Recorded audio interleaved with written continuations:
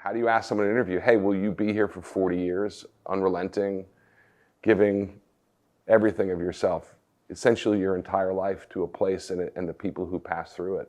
How do you interview for that? What does that resume look like?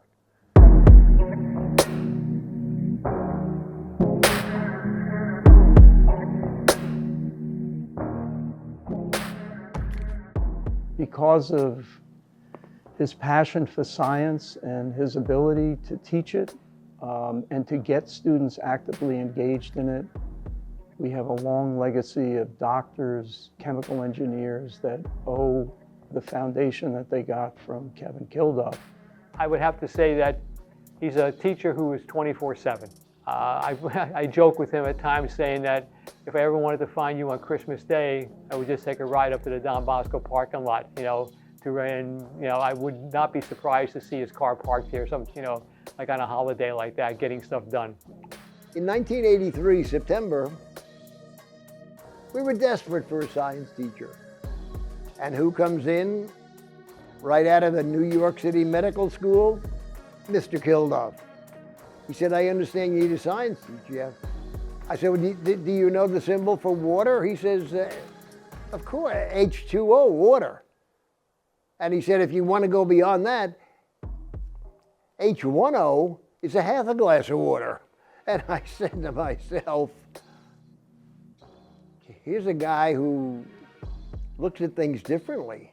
I've seen him give the famous "You Are a Brick" speech, where he pointed at the bricks on the wall and started telling runners, are you going to be ordinary? Are you going to be just like everyone? Are you just a brick in the wall? Here's Johnny, here's Dan, here's Steven. Or are you going to be something special? Are you going to be the guy who jumps to the front, who wins the championship for Don Bosco? And you know what? Those speeches worked. Just look at the trophy case.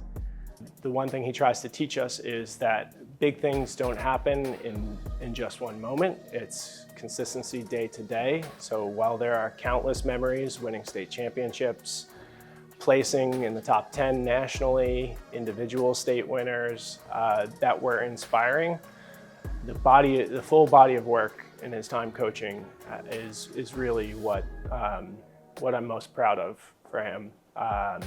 And it's not these magical moments where you give 110%. It's showing up every day and doing the work, and your results come and they show through with his track record, no pun intended. You look to every school, Del Barton, St. Peter's, Joe's, Bergen, they all have guys that are like that. They have people who are going to be in their Hall of Fame and people who students come back to. And I don't know those guys. This is our guy.